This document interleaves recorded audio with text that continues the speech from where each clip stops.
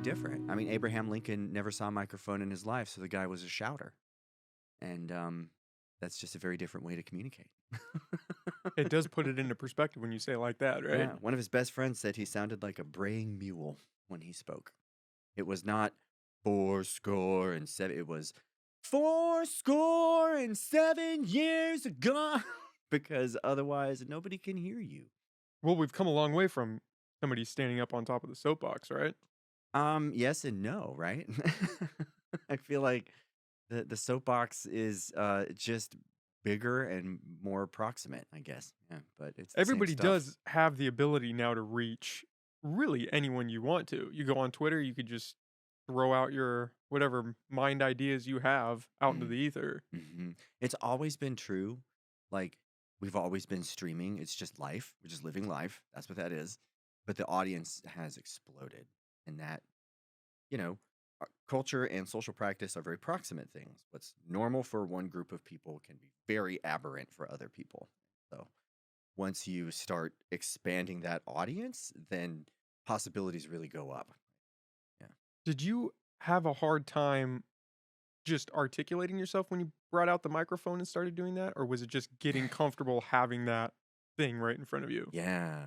Well, did a bunch of music, played some punk rock music, and microphones are part of that. And podcasting is very different because you're not leaping around and out of air all the time. And so it's just a lot more comfortable. When I really started I did a solo show for a long time where I did some of the debate stuff that I'm interested in. And then when the Alien Movie Project started, Kate and I really just enjoyed the kind of conversational space that podcasting sets up. And there too, microphones are fun. They're just fun. You can do dumb things with microphones. You can make little sound effects with microphone. I don't know, it's just fun stuff. And Kate being your wife, who you Kate started is the my project with. yeah. I say she's my best friend. She's my wife. She's a professional wedding photographer. She does a whole lot of amazing stuff. And when I give the whole speech about what the Alien Movie Project is all about, I basically tell people that, in my words, she is really interested and good at like exploring the ways that things like, position of the camera, the postures of the people and the bodies, and things like light and color communicate home and friendship and love and stuff like that. Those are all pretty important things. And she really likes watching movies with her sister, with me, just watching movies with people. We get in trouble for talking at the movies a lot. I will defend people who talk in the movie theater. I am that terrible of a person, I suppose. And so she and I really, I said I had to do a research project, and I'm like, this is what I think I'm going to do. And she's like, that sounds fun. And we really appreciated the opportunity to sit down and talk together, just alone, about something, a bit like movies doesn't really matter. It was just, we really kicked it off that way. So, what did that desire for this research project arise from? Um, I finished my PhD at the University of Denver, and I had to start a research, kind of project of some sort. And I was a debate coach, and that's what I really saw myself doing for most of my life. And I was like, no matter what, I'm going to stick to coaching, speech, and debate. And no matter what is a big phrase with lots of things you don't anticipate coming. And so, I may go back to that, and I hope I do someday. But I always knew it may not be forever. And a wonderful friend of mine, Michael Lechuga, he went to graduate school with me. He studies what are called alien affects. And it's just a little branch of like the research I've encountered. What do aliens feel like, and who gets to tell us what an alien feels like? We could talk more about that later. His research is just incredible. He and I spent a whole lot of time just kind of talking about alienhood in general. And for me, movies are just really important. I just love movies. I've watched so many of them. I've spent so much. I have a huge imagination. I like to play with toys and write stories and do D&D and all that nonsense, And movies inform all sorts of parts of my life. And I'm also just interested in how it informs everybody else's life. It's like there are movies that I've never seen that inform people that are very important in my life, like my dentist or my surgeon or the bus driver or literally anybody, right? So I was like, movies seem to be important. alienhood is connecting to debate in a lot of important ways, and then branching off in a new way. So I just kind of saw it as a real interesting way to go forward. Podcasting was a part of it. When I did my master's research, I say that the Brain Science podcast, especially by Dr. Ginger Campbell, showed me that if you put experts in a room and have them talk, then the huge words are far less intimidating. If you just read the big word on the page, it stares you down and makes you walk out the room feeling like an idiot. But if you can hear two people that really appreciate and understand the word just using it in conversation and themselves slipping up when they try to say it, it really demystifies the stuff. And as a communication professor, at that point, wannabe, that's what I was like, I think I can do that. I think I can bring podcasting and alienhood and cinema together to just start learning about something that I think is pretty significant. And had this idea of alienhood and what that was, had that been on your radar before making this decision? Yeah, the bigger container that alienhood is in is something called otherness. And otherness is how we make sense of other people. What are other people around us thinking? What are they doing? Who are they? What do they want? Um, it's a cognitive phenomenon. Part of my work at the University of Oregon for my master's program was like, how do I make sense of another person? So I tell folks that very generally concepts like meta perceptions are trying to unpack what I think you think of me. And that is really important when we socialize, and it's completely made up, and it feels really persuasive. It feels like I have some understanding of whether we are understanding each other. That makes sense. So otherness is a very big picture question of like, do we see each other as we are? As a debate educator, that's something I did throughout my life. That's what brought me to academia. That's so important. Most of our arguing is the result of me thinking I'm over here and you are over here and you thinking something completely different. And that means we are not going to agree until we sort that out. And that's not all of our disagreements, but that's a big part of it. And I was just like, communication is really important in our ability to make sense of the world. Otherness is a very important example to me as a debate coach in terms of just like, how do I make sense of you? How do you make sense of me? And alienhood is a very specific lane within that picture within cinema, right? So, like, debate and public speaking is one way that I take this. Ethics is a big part of what I do, tying all of this together. And this was just kind of a mass media wave to it. Hard to avoid the movies, and I feel like lots of people like to talk about the movies. Bell But Hooks' book Real to Real is important, and she's like, movies make culture. So, it definitely has a huge impact on culture. I mean, going to the movies, talking about movies with your friends. Oh, I saw this. Mhm. You should watch this. Yes. Hooks says rituals of inclusion and belonging come from the content of the movies and the social practice of going to both. Can you do me a favor? Just pull that in. Keep Just you moving can. a little Yeah, closer you to can it. pull that too. You're not going to I break the got it. stand. Okay. Um, I move when I communicate, and it's that's not a not bad good for thing. podcasting. And so all of this ties into the Alien movie project. And you said you had a little spiel that you normally tell people. What is Mm. that? How would you define what your project was? It's the spiel is like a job talk. I've got pretty cool little slides, if I do say so myself. And it's 45 minutes to an hour where I just show you pictures of the books that I use to define rhetoric and some of the cognitive questions I'm asking in terms of how the ways we communicate and the ways that we see intersect. When I say see, I mean just more like understand things, visual metaphor, but it's a bigger picture concept. And so the job talk is me just defining some of those terms very broadly and then introducing what we found with the podcast. So the podcast, we did weekly content for about 91 weeks was our ability to run. I always look at how many episodes people produce and how consistently they produce episodes.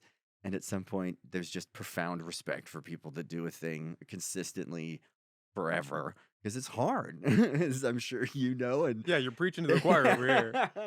assuming you understand completely what I'm talking about, it's not easy. And this was a very specific question whereby we would find a movie and I would spend a week cutting all the cards I can, doing all the research I can about that movie, and picking the conversations that to me are the most illuminating, and then we would talk about the movie and edit the episode together and put the episode out, and move on to the next movie and watch the movie and cut the cards, and it's a lot. We were able to do about 52 episodes of that, and then we looked back, and then we did another 40 something episodes, and then we stopped.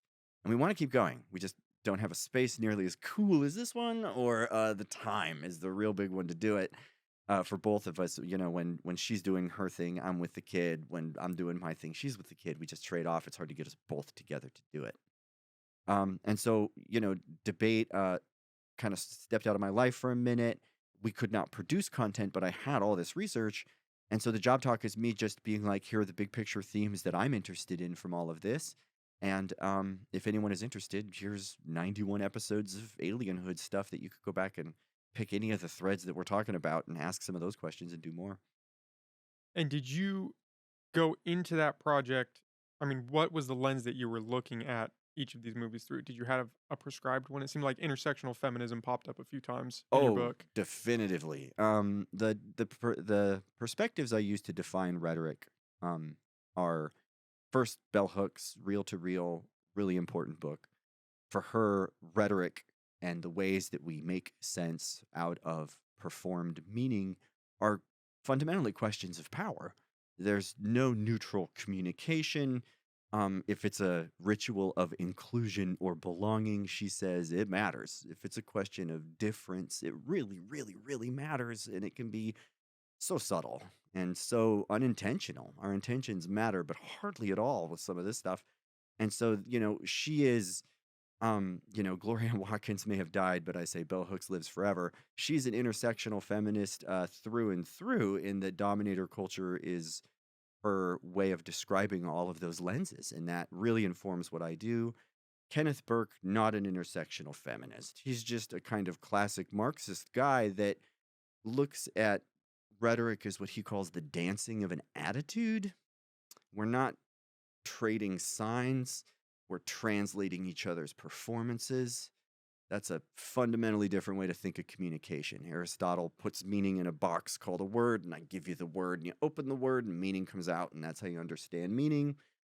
Burke says that I move around and flap my body, and you perceive those movements, and your body's histories of flapping help you understand what I mean. And for him, rhetoric is a question of capability, and power is linked into that.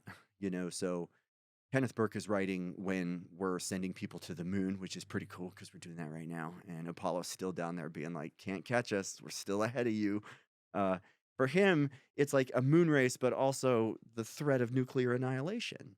And all that matters is the politics. The missile doesn't care. The physics don't care. The math doesn't care. It's just, why are we shooting this missile into the stars, And so he's not asking intersectional feminist questions, but he's asking existential questions.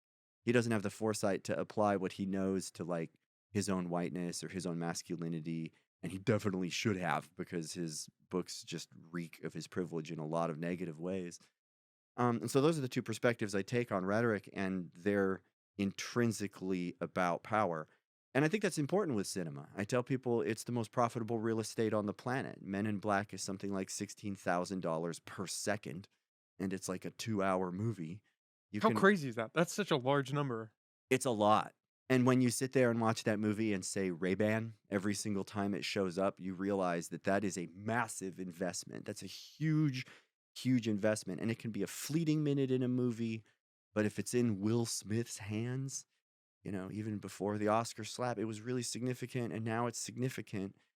It's movies are the power brokers, historically the power brokers that have defined cool in a lot of important ways.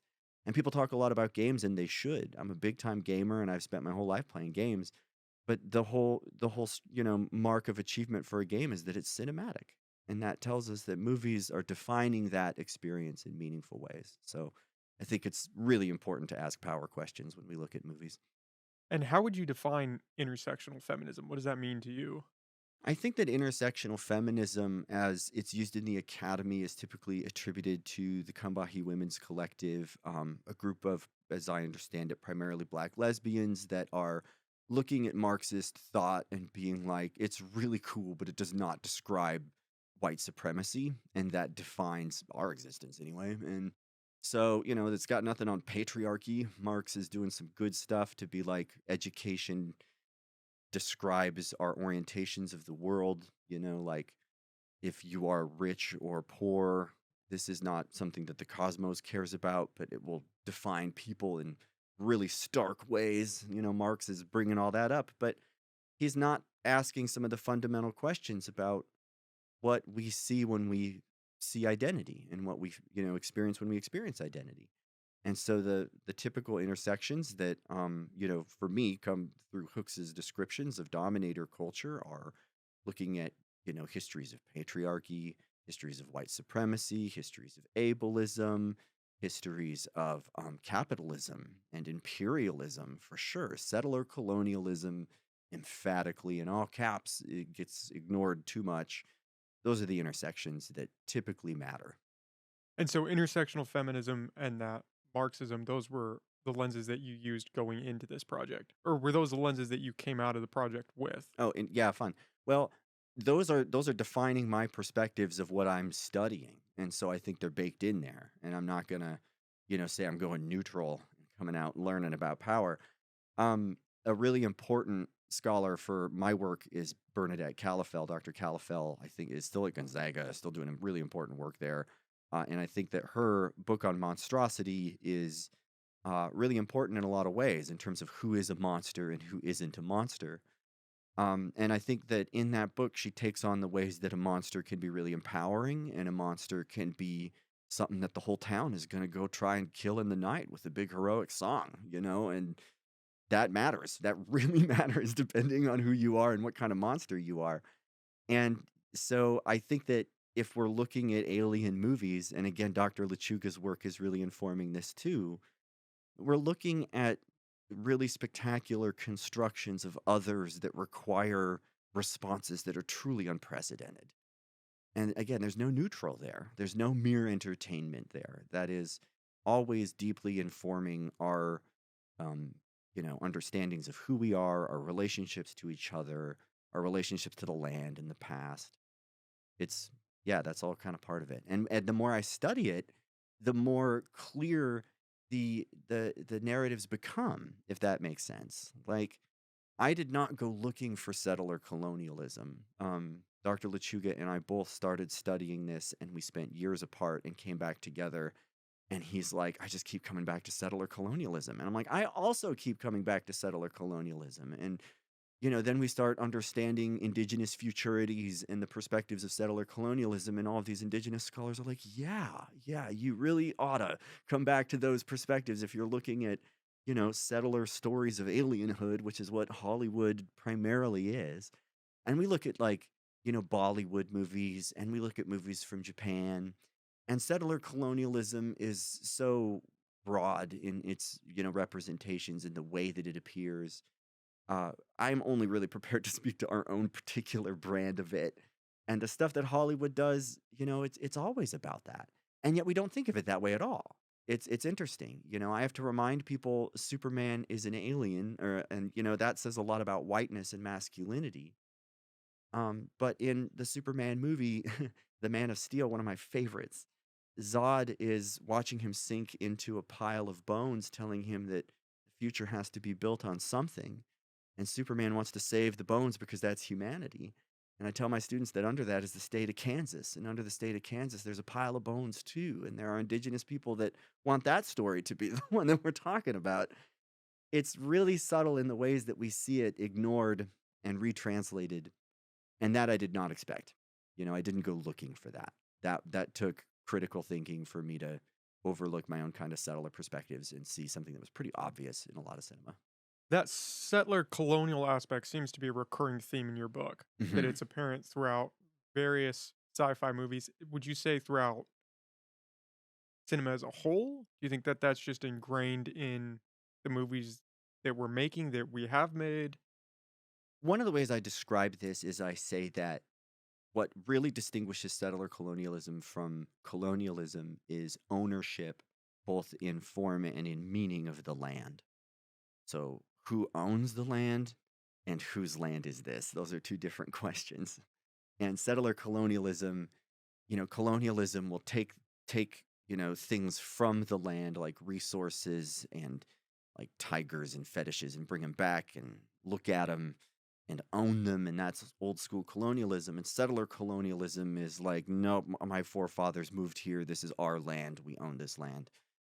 And ultimately, I say extraterrestrial movies, it's a relationship with the terrestrial. It's right there. It's in the title, which means that there's going to be Venn diagrams that are going to overlap right away when it comes to how we tell stories and how we describe the things that we're trying to talk about.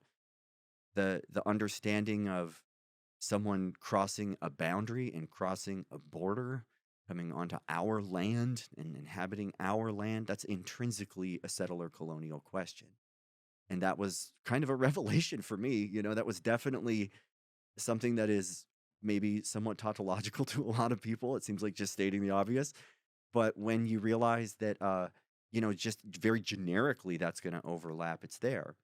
The other angle that needs to be stated, Dr. Lechuga's book about alien affects is really important, talking about how aliens are in our constitution. Alienhood is, what we do with so-called legal and other aliens is in our constitution.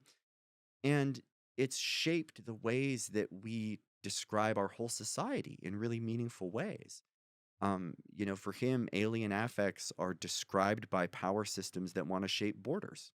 That's who gets to define what an alien is. And that is, the national security state. It is anyone interested in anything called border security. His research uncovered that the Predator drone system, the um, image interface for the Predator drone system, is the exact same image interface that came from the Predator franchise movie in terms of the corporation that made it. So the Predator franchise movie was faced with a problem. We want the Predator to see in heat vision, except Arnold Schwarzenegger is not warm enough to compete with the jungle. The jungle's hot, and we cannot see a person in the jungle if we just use heat vision as we understand it. So they had to create what was called predator vision, which is what we see in the movie, which is a way of representing a body on a screen. And Lechuga's research uncovers that the Department of Defense was pretty pumped by that, and they asked that company to help them work on their own ability to render bodies crossing borders in real time. And the Predator drone bears the name of that legacy. That's kind of part of the point where movie makers, he says, and border security officials come together to describe alienhood in material ways for entertainment or for so-called national security. These mutual groups share an interest, and they come together. And when it comes to settler colonialism, those legacies are as basic as cowboys and Indians and good aliens and bad aliens. Addison Smith's article, E.T. Go Home, talks about how Hollywood just uses the same narrativist tropes to describe both of those things. You see it throughout if you go looking. The idea of borders, do you think that that is a uniquely colonial invention, or how does that come into play with the settler colonial aspect? Yeah, it's a good question.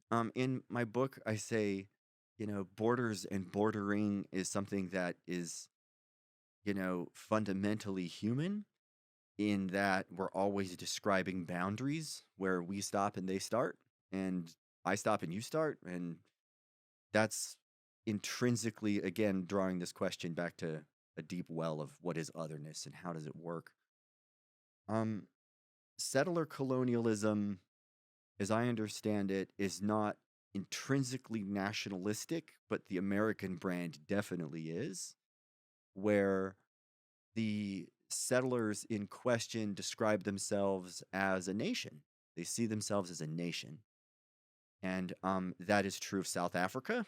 That's true of a lot of places on Earth.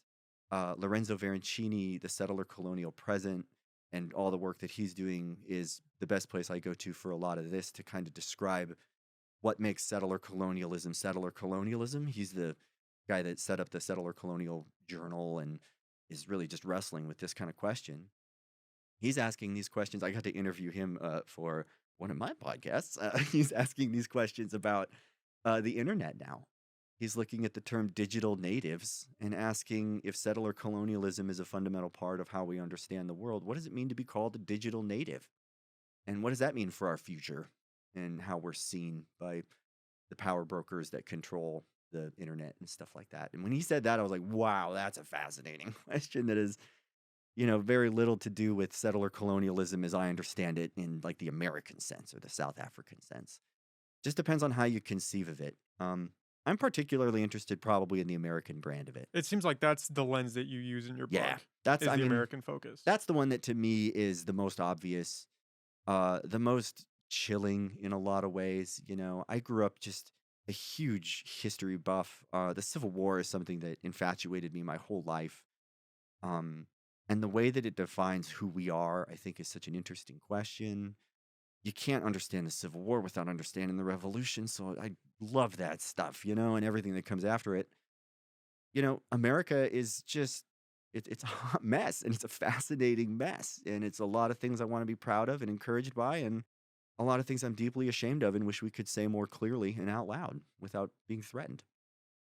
You feel like you can't do that now?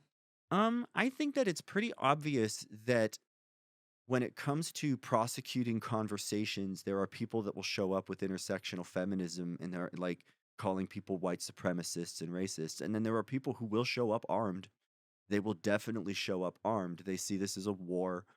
I won't, but I have, especially women of color in the academy who have been stalked. They've had to call the police and to convince the police that they're being stalked by very angry young men that may not mean anything at all, but if they do, it's just terrifying to really think about that. And I'm not going to say that I think that this is super likely or anything like that, but you can't ignore the fact that there are people out there that want to make this illegal and that see this as a war, and in a lot of ways it is. In my book, I say our imagination has been colonized. And if you're going to decolonize that stuff or unsettle that stuff, you're going to talk about politics that really matter to people. And if we're taking the hood off of people that, are like in the proverbial KKK, there's a reason they put that thing on and they're going to fight over that. And that's threatening. And so it's threatening. It's scary sometimes to bring this stuff up and talk about it. In most instances, I feel very, very, very safe, but I work with over 100 students a year and I don't know any of them, So it's like, I think every teacher worries a little. The white privilege aspect is another power dynamic at play in your book. Mm. And the idea that, correct me if I'm wrong, from your understanding, it seems like that is inherent in a lot of things, not just the movies that we watch. Yeah, whiteness is fundamental to understanding who we are and who they are and who I am. I think that's all pretty clear. And the who they are seems the most apparent in that the way the book is almost framed is that the idea of other is a distinction from white, that it is white against the other. There is no otherness outside of white. You are either white or you are the other or you are the alien. I am And the other and alien are the same. I'm so pumped that you read my book. I just cannot get Well, over you sent that. it over to me. I had to read it.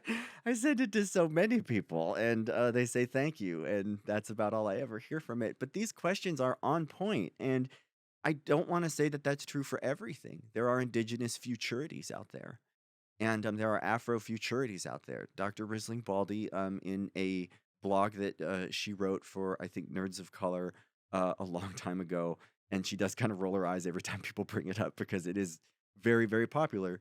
She talks about how The Walking Dead is totally different for indigenous people. Carl from The Walking Dead is her great great grandfather who had to hide under the sand and breathe through a reed so the white people wouldn't murder him. And she's told that she's alive because a white person was a bad shot. And that is their reality. The world ended for indigenous people, and there are survivors, and they are here. And she talks about how, from her view, The Walking Dead, is a story about the white people showing up. That's who the zombies are. But that's not how the movie situates it at all. There's a, Hollywood diverse cast, but the lens of The Walking Dead is the lens of, classical zombies in a lot of ways. And aliens, zombies, monsters, cyborgs, as we understand them in the settler popular imaginary, they've been described from the standpoint of whiteness from the very beginning. And overcoming that standpoint is expensive. It is very expensive if you want to make a movie that explicitly speaks out to whiteness and like unsettles everything we know about whiteness. Just gonna have a hard time getting a lot of people to spend money on that or want to be in that movie. And you're going to have to gamble like, I don't know, 20 million to $100 million to see if you can pull that thing off. And it's hard. It's not easy because whiteness is not a thing. It changes. My mom was adopted. Her father was Italian. And whether I'm white or not is a complex question because that's how whiteness works. I tell people in Montana, where I grew up, I was asked, where am I from? Where are my people from? All of the time. And now that I live in California, people say I'm a white guy. In both states, I've been greeted by indigenous people as an indigenous person. And that's been something that I've had to navigate that's awkward for me. And this is simply because I appear, we'd say, Mediterranean. I don't know, And I think that it's an example whereby, in my own particular version of it, I have a kind of liminal experience with whiteness that is incredibly safe. And that is owed to my proximity to histories of whiteness. Joe Darda talks about how World War II Italians got to be white. That's where that happened. Boots Riley and Sorry to Bother You's characters make the same observation, and I just love this. He didn't know that was out there, and I'm like, it's so funny when they point it out. Um, but it's like, the way that whiteness operates is by a kind of way of looking, by a way of describing things. And that's definitely in the movies that we're looking at for sure. That aspect of whiteness. Yeah, of who the alien is and who the alien isn't. Star Wars is probably the best example possible. And now they're trying to like reconcile themselves with those legacies, and it's so interesting. But in the book, I say at the end of the day, it's just who gets to wear the robes, who gets to use the force, who gets to fight and win the wars, and that's settler colonialism right there. Is to be able to go places and live where you want and fight and win the war and be a soldier. And, I think that whiteness in and of itself is a big part of it. But throughout the book, I say the cis het white settler patriarch That comes up a lot. That's the That's a lens recurring phrase. That's the guy. That's the guy.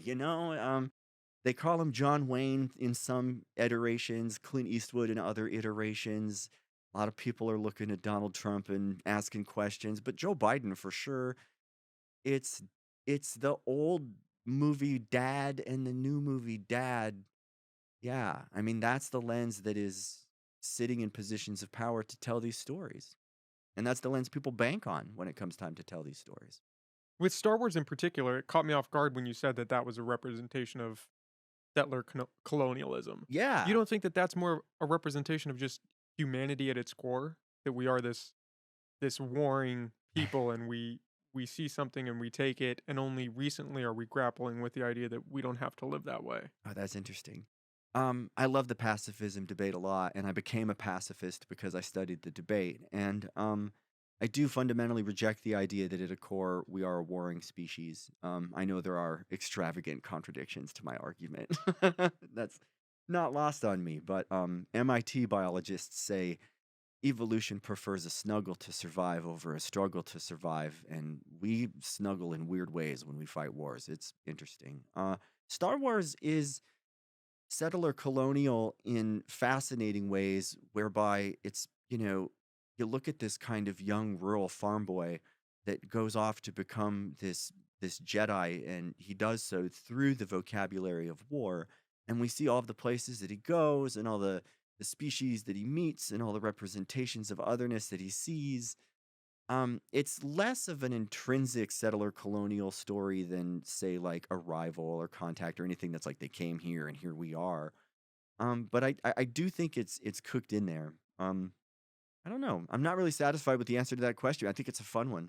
Like you could go back and ask like settler colonial questions about the Star Wars franchise and argue that it's, so fanciful, it's potentially dodging some of those. I don't know. Because Well, that would be my argument. No one Yeah. has a home anywhere. And in you're Star seeing Wars, these right? people travel and encounter a diverse group of people, sometimes teaming up with them, sometimes fighting them.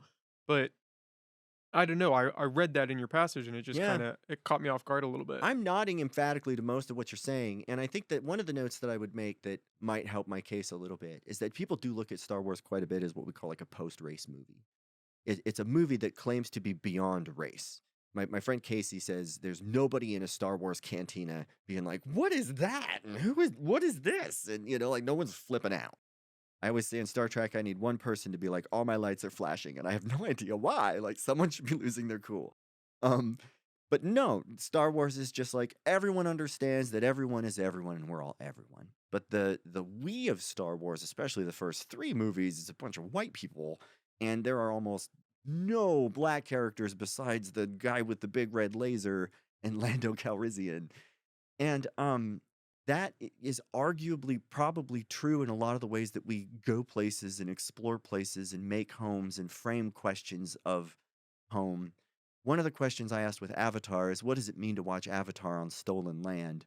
Like, the movie Avatar is about indigenous people rejecting the imperial colonialists. Don't we want to celebrate that? And it's like, yes, but you are celebrating that on stolen land, and the movie has nothing to tell us about that. It's not going to ask those questions. And that's not an intrinsically settler colonial story in that it's telling us to forget, but it is telling us a different version of reality without asking some of the fundamental questions about our own, which is kind of what we like about fantasy. We want to go to a place where no one is different. We really want to do that because difference is pretty fundamental. And I don't know that Star Wars gets over that so much. I don't know. It might. It I might. felt like Avatar was your strongest comparison with Mm, that idea because you do have that tangibility of, oh, this is almost like what happened in America. You have these people coming to this new place and kind of taking it over for what what the resources are that they want or they need. right.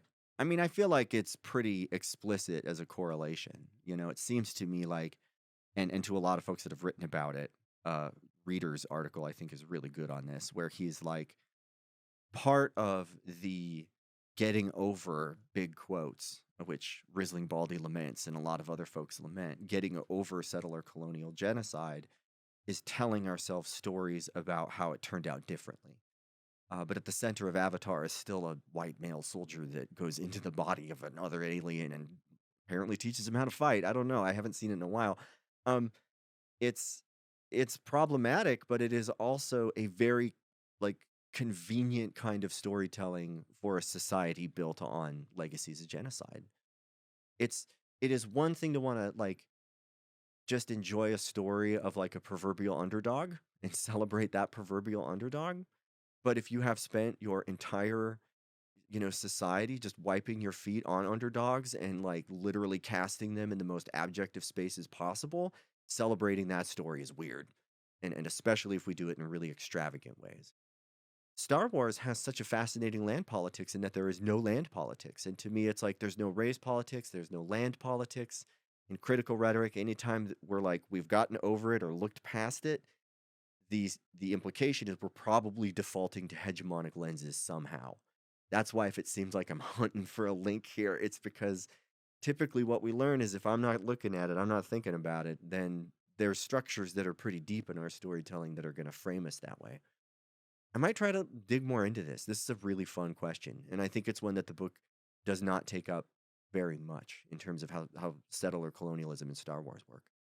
What what would you make of the argument that the lens of intersectional feminism and of that aspect of Marxism that could skew interpretations of these movies because instead of going in objectively, you almost have some inherent bias Yeah, in the means that you're looking at. it's And I'm pretty sure you referenced that. Obviously, you couldn't read all of the papers that were produced on these movies, so that right, was the lens you focused on, right? Was right. Well, authors yeah, who had that transsectional feminist point of view. yep. It strategically skews it. It strategically skews it. That was It's intentional going in. Yeah, well, it's. I mean, there's no such thing in as objectivity when it comes to asking critical questions. Cannot objectively ask a critical question. Even Einstein's going to say time itself is pretty relative when it comes to like describing what it is we are talking about. And if time itself really depends on how you're looking and when you look and who's looking and are they looking, and I'm no quantum physicist, but the stuff that they reveal about the status of matter and stuff really emphasizes that it could be real relative. What is real and what is not real could really depend on who's asking. And so, from where I come from in critical rhetoric, just the way that I was trained, you cannot be objective. If you are objective, you're defaulting to just, you know, what is it that young kids are saying now? They say the first thing you think is what society teaches you. The second thing you think is who you're going to be or who you are. And that first impulse to ask a question does not come from nowhere. We can't unlearn everything to ask critical questions, you know? So, as a debate coach, we talk about what it means to cut cards and how you cut cards and what it means to like cut cards well. Okay, so you can cut cards, but do you cut good cards? And do you keep your cards? And do you file your cards? And can you interpret your cards when you apply them to your arguments? When I'm looking at a movie for 1 week and that movie is Paul, right? That Seth Rogen movie about a friendly bro alien that comes down. I'm gonna find like 2 articles, and they're both gonna be about bromances, and because those are the people asking the questions. Uh, when I look at Alien, it's just hundreds and hundreds and hundreds of articles, and so as a debater, you've got to approach those 2 projects very differently. And it's in the latter case where it's like I could be asking questions about lighting. I could be asking questions about sound. I really like sound politics. That's something I dip into a lot. There's all these other ways to go, but especially given my position as a researcher, cis het white settler patriarchy, I have to ask those questions because that's who I am. And that's going to inform the baseline of my questioning in a lot of ways. Swaney Madison has a book called Critical Ethnography, where she talks about how research is always an inherently political act because of the position of the researcher, the person asking the question. And, that informs my book too in a lot of ways. And so when people say it biases it, it's like that is part of the strategic cut. That's part of unlearning a lot of this stuff is to be like, where is it? Where is it informing us? And hopefully, part of being a debate coach is understanding that just because you have one link argument, that doesn't mean you have a disadvantage. You need more than one link argument. And you need to realize that, especially if you go hunting for that link argument, you're going to need more than one link argument to make a disadvantage. There's a way to build a robust argument when we're trying to unlearn stuff. And so that's kind of how I navigate that space when I have too much to do. No one's paying me to do this. It's just spare time stuff. I can't read everything. I'm like, what is out there? First, just what is out there? I spend a day or two just scrolling Google Scholar, scrolling every, Nexus, Lexus, everything I can find that YouTube, definitely, just the old Internet Movie Database. We all have that one. Just doing everything we can to find the content that exists. And before I watch or read any of it, I just try to get the old bird's eye view. Sometimes I'll kind of categorize it and be like, a lot of people are talking about this, and a lot of people are talking about that. For the Superman stuff, I got real into it because I really wanted to write a paper about that. That was supposed to be a book chapter that's not in the book, so maybe the second edition. It just depends on the title. But yeah, I mean that's the practice. That's how you do critical rhetoric. If you're being objective, you're not being critical. So explain critical theory to me because I don't understand Yeah, that when you said you can't ask an objective question about critical theory, that kind of caught me off guard. yeah. Well, I dig it. I teach critical thinking. And one of the things that's really important about understanding what it means to be any subject at all, any version of an I, is to realize that perspective is going to inform that very, very intrinsically. Where you sit and who you are fundamentally informs questions of what's possible. And, between you and me, this table between us is pretty solid, but neutrinos are flying through the thing like it doesn't even exist. So is it real or not is a question of the arrangement of our molecules. And at what point, like, we don't even touch the table, they say. Our atoms just say, no, we're not going any closer. Um, and that's a very subjective thing. That's a very, very subjective thing. And Swaney Madison's book, I think, is really great on this because she's like, as far as objectivity, this is me trying to translate. As far as objectivity is concerned, when we look at objectivity from a subjective space, we're going to define that as what is true for almost all of us. What is true for almost all of us? What do we see that is like if I throw a rock at your face and you throw a rock at my face, are we both upset about this? That like those kinds of questions can be asked, but that cannot be the whole story because what is true to some of us is arguably just as real. What does it mean to throw a rock at someone? That's a very different question than what's it feel like to get hit by one. And one of the metaphors I use a lot is, as an old punk rocker and heavy metal fan, I've been kicked in the face in a mosh pit. And the fact that someone doesn't mean to do it matters. That definitely matters, but not a lot. Like, the objective truth of my face being hit, that's important. And I definitely see that. And that's really key. But at the same time, if they're doing that on purpose, and that's just how they like to be in the mosh pit, and those people exist, I know them, and I reject them, um, that's terrible. That's doing damage. That's harmful. That is a way of being with consequence that cannot be seen from the boot hitting the nose perspective. That's a question of ideology. That's a question of intent, or if you want, lack of care, or just recklessness, even. And here, Kenneth Burke is really important, where he's like, this imagined dimension of culture is absurd in a lot of ways, but it's very real. It's very, very real. Something that's true for me will be not true for you, and we're both right about that. We're definitely both right about that. But our consequences will not be the same. And that's really meaningful. And so for Madison, Sweeney Madison says the only way we can really understand human reality is to get the objective and the subjective at the same time. We have to get both at the same time. You're just doing one part of the story, then you're never going to understand the perspective-based questions that are defining that story. And so as a critical theorist, everyone's like, they're just navel gazing. They're just talking about whiteness all the time. And we're very prepared for that argument. It's a very predictable way of dismissing theory. But at the end of the day, if you do the reading, definitely not. It's not what we're doing. That's what peer review is about. Is if someone is like, one of the examples in Star Wars is like, Princess Leia has this really traumatic opening and everyone fixates on Luke Skywalker, right? I think this is a question of sexism.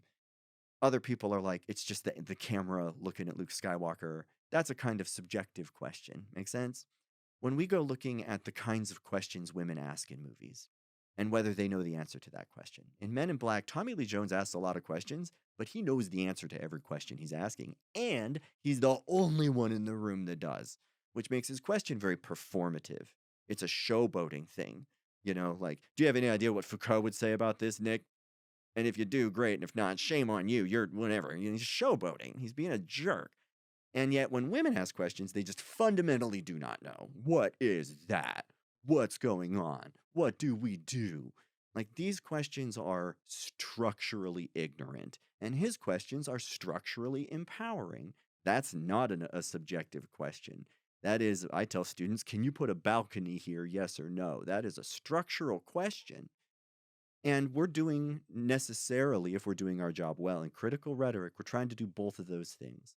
We're trying to ask standpoint questions from a position of who we are as a scholar and to connect them to broader questions of structure.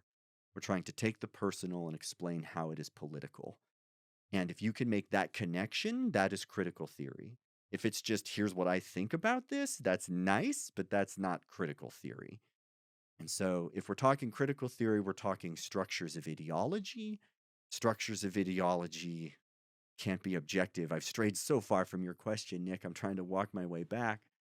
Am I making any progress here? A little bit. I'm still a little confused. I understand the connection that might be there for critical theory because my understanding of that is pretty limited. Yeah. But for critical thinking in that realm, Mm. isn't objectivity the sole purpose of that? Isn't that how you find these objective truths and That's, understand how you truly feel is by taking an objective? I mean, once you let a subjective view come into that, are you yeah. how do you quarrel with that? Here's a good example I use a lot, and it impacts me here in Humboldt County quite a bit, including this morning.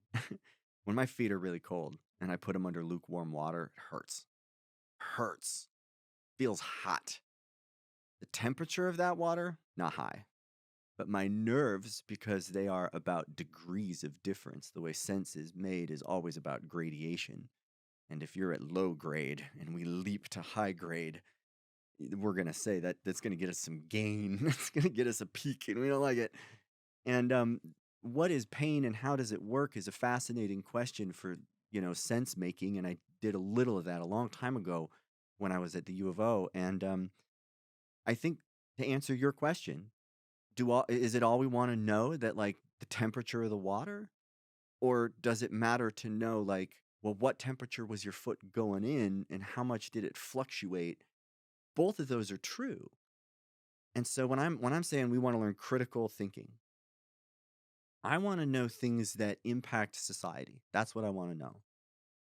If it's like, is red real? Yes or no? We can answer that question objectively if we can look at the rods in your eyes and your visual cortex, and we can determine if you're colorblind in all of these different ways. What does red mean? How is that not part of reality? That's a fundamental part of reality.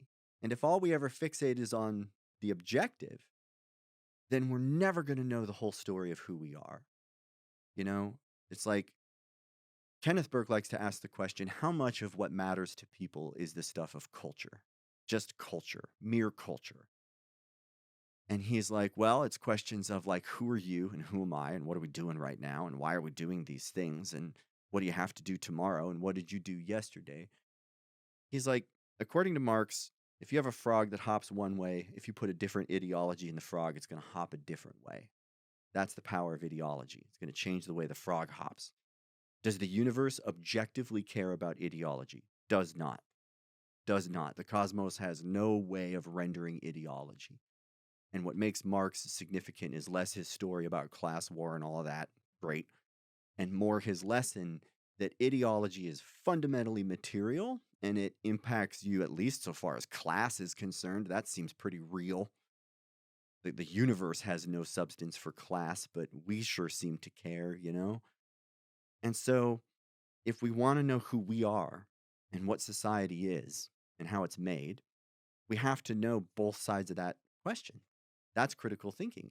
To only look at one side of that question, that's not being critical. That's not doing the critical part. There's a lowercase critical, which is like the whole picture. I want to get as much of the picture as I can, the biggest version of the truth possible. And then there's what I call the capital C critical, which is like, who has the power in that story? And that is a question of the self as well as the story that we're trying to look at. But don't you think that the aspect of it being critical thinking is predicated on the idea of objectivity? I mean, once the In some subjective, traditions, yeah, right, wouldn't that be yeah, the, in the Enlightenment tradition for sure. or you think the current, or at least your current interpretation allows for that subjective influence? Because when I hear critical thinking, I think, okay, you have to separate yourself from whatever you're looking at and just take this objective stance and Right. try to figure out what it is and what it isn't. There's a really cool book written by Antonio Damasio, and it's called Descartes' Error. And it's this idea, and Damasio is a very, very, very famous cognitive theorist. Oliver Sacks is talking on the cover of the book about how important Damasio's work in describing critical theory. And when it comes to critical theory, they talk about how I, that's just a really difficult thing to find in the brain. And Descartes sees the self. I think, therefore I am. There's this thing called the cogito, the me that's thinking in there.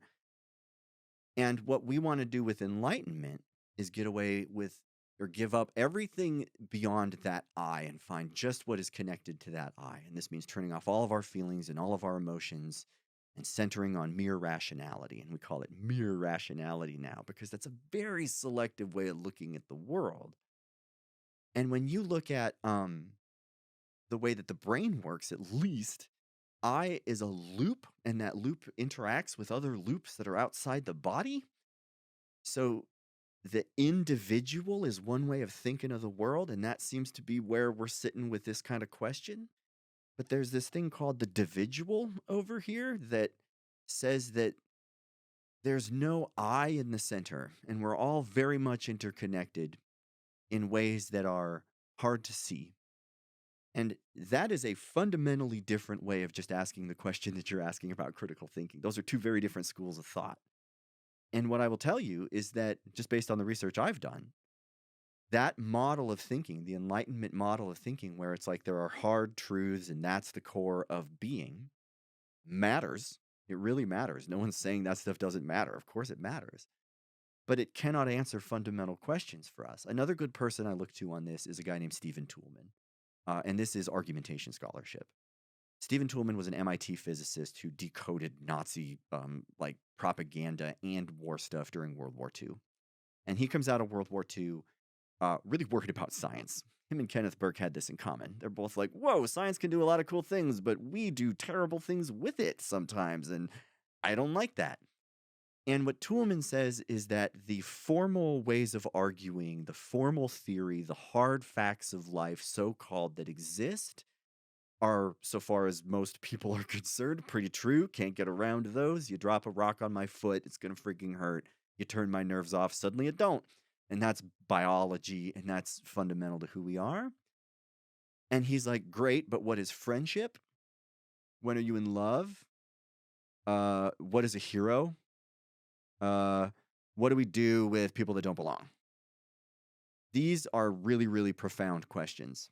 And here, there's just no math equation. And if you make one, I'm really, really afraid of you. I'm terrified of who you are, because you cannot boil all of those questions down to one way of being. Looking at the way language is structured is another really fascinating way to take this question on, because English in particular has a kind of famous legacy for being very linear, which means we like to focus on single things, and we create hierarchies and orders and things so that we can go top to bottom or front to back and things like that. Other languages are much more event-driven, or they can be much more directional. So a student in my class talks about how their language does not have a waterfall. They have a word that describes water falling, mist rising, the kind of fish that can be within that particular area, depending on how deep it is. And there will be the name of the particular thing, which is kind of like what we do. So we have like Multnomah Falls. And I gave them that one. And they're like, well, that's kind of interesting, because at least there it is. You have the falls, which is like a live kind of thing. And he's like, that's kind of like how it works in our language. And it's from a critical thinking standpoint, we can be like, well, there's one way to look at the world, and then there's a bunch of different ways to look at the world. Do we want to fixate on what's true for everyone at the expense of what is true only for some people, meaning large swaths of the world all over the place? I want to do both. And I think that at the end of the day, one of the things that people come back to a lot with critical thinking, it's supposed to be hard. It's supposed to be hard, and it's going to be hard for two reasons. Number one, reading is hard. Research is hard. I don't like to cut cards. It's hard. Understanding facts is hard. But it's also hard because it's going to ask questions that really destabilize who we think we are. It should. It really should. If you're a white person and you encounter research on whiteness and you get angry, the good news is you are predictable. The bad news is hard learning now. This is some hard learning. Not fun, but if you see yourself as white, if your peers see you as white, if the police see you as white, it is really important that you understand what that means and know that getting upset is a predictable part of that. I experienced that. I talk about that in the book. It's fragility. You're taught to be fragile. Movies will reward fragile behavior constantly. And I think that that is a fundamental part of who we are. I think that we have to know that. I want to know how that works. I'm looking here in my notes because you just sparked something. Yeah, I saw that. I'm Yeah, curious where it went. yeah. Let me see if I can Take a drink of water. Yeah, let me see if I can find my thing. I took an egregious amount of notes on your book. I was so pumped, Nick. Yeah, I read I I will come back anytime and talk to you about any of it. Yeah, This is absolutely. awesome. It was about that whiteness aspect. Yeah. And I've got it here. Oh yes. So you say, and I quote, predictably, the mere mention of white acceptability has been shown to prompt blowback, especially but not always from individuals who classify themselves as white. White men have been shown to get disproportionately angry at the onset of conversations about whiteness, and white women have been shown to often cry, prompting any nearby white men to get concerned or even angry in their efforts to, perhaps, ride to the rescue. The general term scholars use to describe these kinds of especially negative interactions with an examination of white privilege is fragility, and fragile behavior can range from attitudes of indignation or evasion to outright hostility and violence. Mm-hmm. So that's a couple of different scholars talking at once. The first one I'll pull on is Nakayama and Kryzek, and they have an article they wrote in 1994 called Strategic Whiteness that most people can find for free online. Hard to read. Quarterly journalist speech, not nice, but it's packed with peanuts, I say. If you can make it simpler and not lose anything in the article, you're famous as far as scholarship is concerned. Go for it. But their article, we read it in my class. It's pretty straightforward. And one of the questions that they tracked was just what happens when we ask people if they are white? What does that mean? And they found 6 different kinds of responses. I don't want to talk about it. One of them, it's just a color. It's just what color I am, is another one. It's a nationality, means I'm from Ireland, from Canada, from the United States. It's a couple of different things that they list. There's 6 of them. And when they did this study and they put it out, they're like, here's our research and here's how we did it and here are our findings. And since then, the Google Scholar thing is like thousands of people have looked at this article, and it replicates really, really well across space and through time. In terms of the one thing that we take away is that the 6 forms are fairly robust, and none of them want to look at whiteness. They are all dodging, they're all evading. They're all saying somehow, let's not talk about what it actually means. And at some point in the class, someone's like, well, what does it mean? And we can talk about those histories of privilege and, it would mean talking about the KKK. It would mean talking about my wife's family in Norway. It would, but that's not all it would mean. There's a big conversation there. But when the 6 ways that we respond are all some kind of a dodge, that is interesting. That tells us something. One of the most robust responses they got was, I'm not playing. I'm not playing, a rejection. And they said that this comes in 2 forms, that particularly men seem to get angry and women cry. And that particular thread of that study has been pulled on by many people since. And a big part of understanding toxic masculinity, hegemonic masculinity, also ideal femininity, and what it means to be either historically in our storytelling and the ways that we embody these stories, is knowing that men are told that they're allowed to get angry and to yell and to shout and to.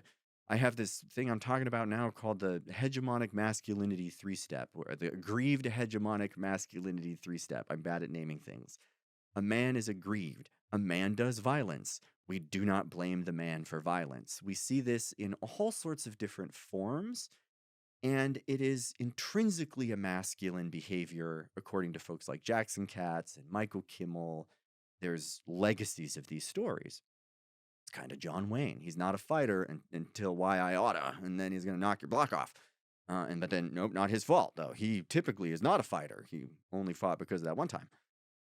There's a legacy, too, of ideal femininity. And here, Dr. Califel's work comes back, because in her writing on monstrosity, she and several scholars that she detailed that talk about Nakayama and Kryzek and also others realize that when white women cry, that is a very powerful performance. That's an incredibly powerful performance that evokes certain kinds of behavior.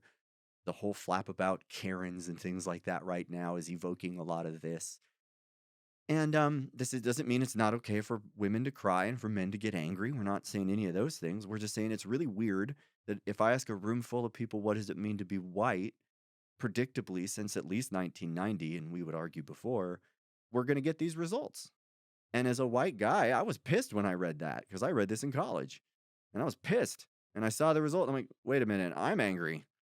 Wait, that's me in the research. I'm doing the thing that the research says I'm doing. And right there, I remember making a choice to be like, well, I don't want to do that. Why am I getting angry? What am I angry about?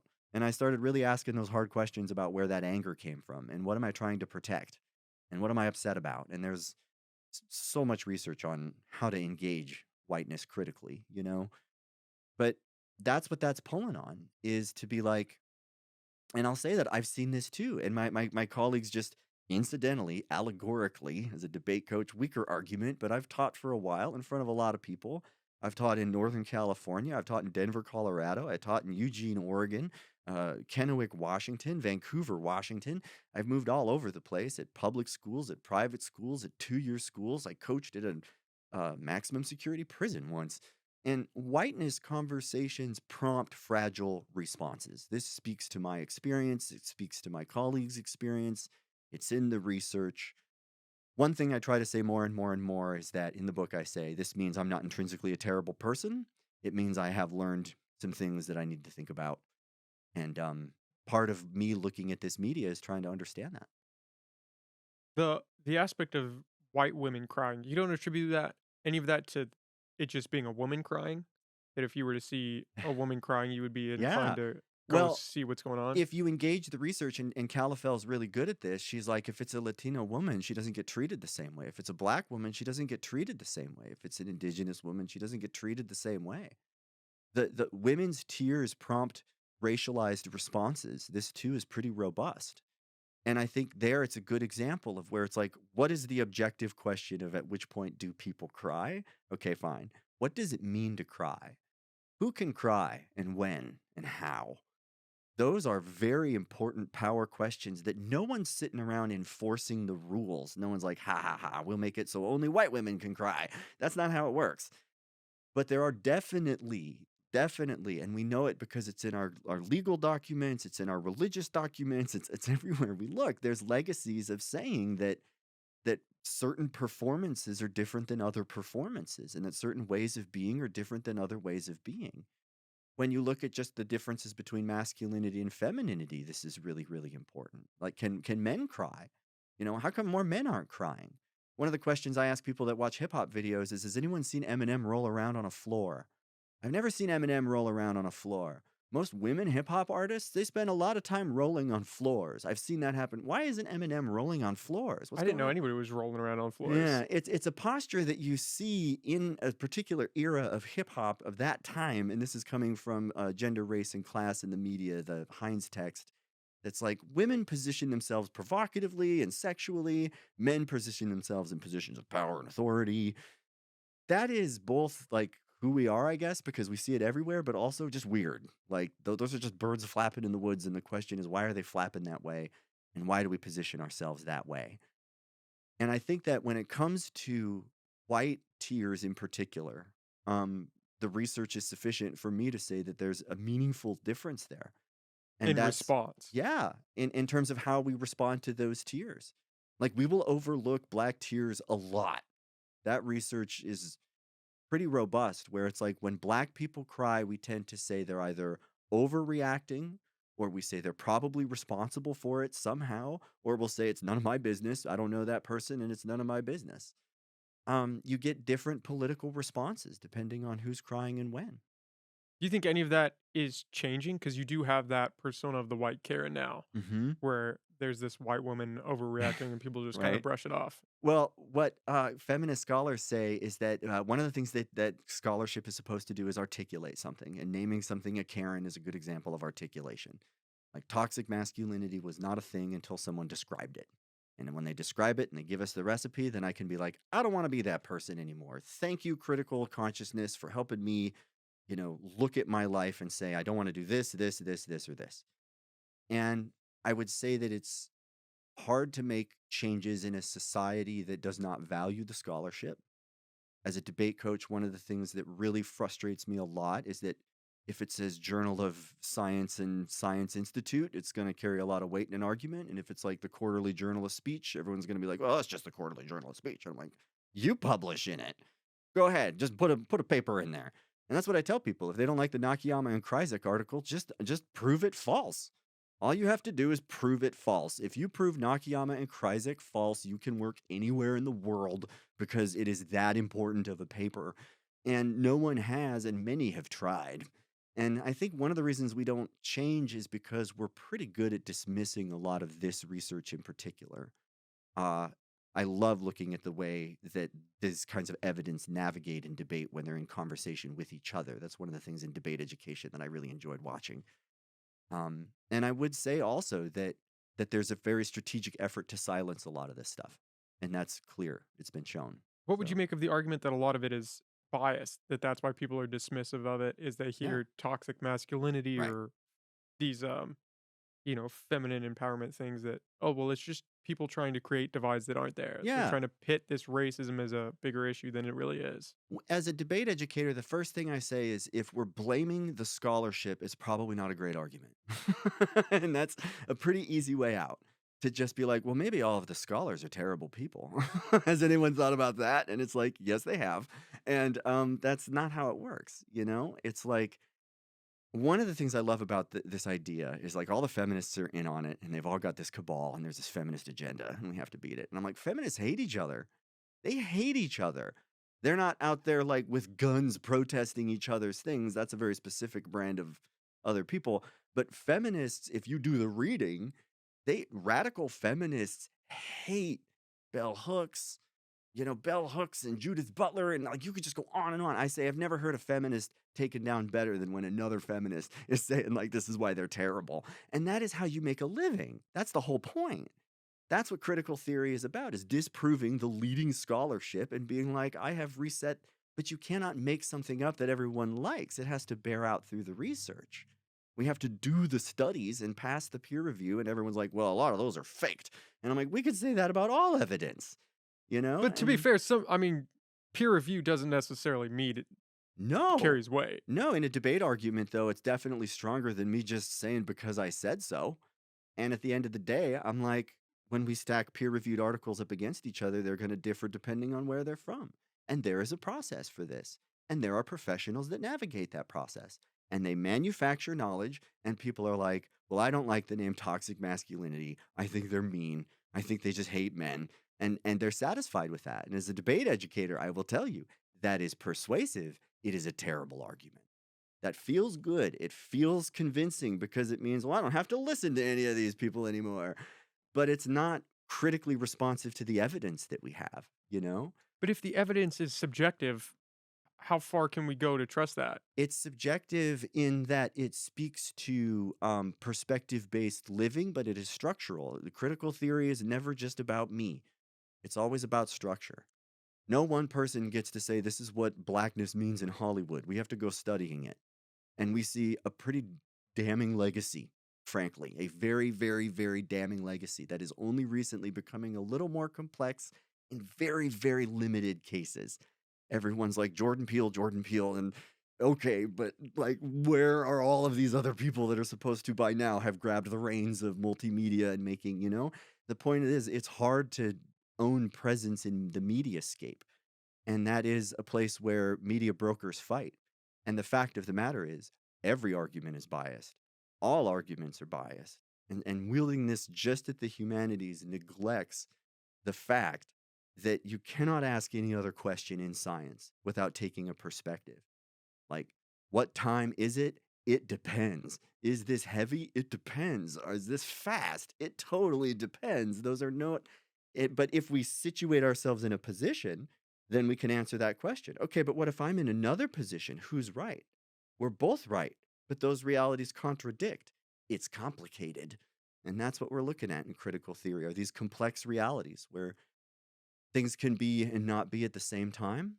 And personally, as a man, I'll say I too thought feminists hated men. And now, as a man, I'm telling you, as a debate coach, that's fragile. It's not true. Feminists have done more to benefit the experiences of men if we would just do the reading than pretty much anyone I can name.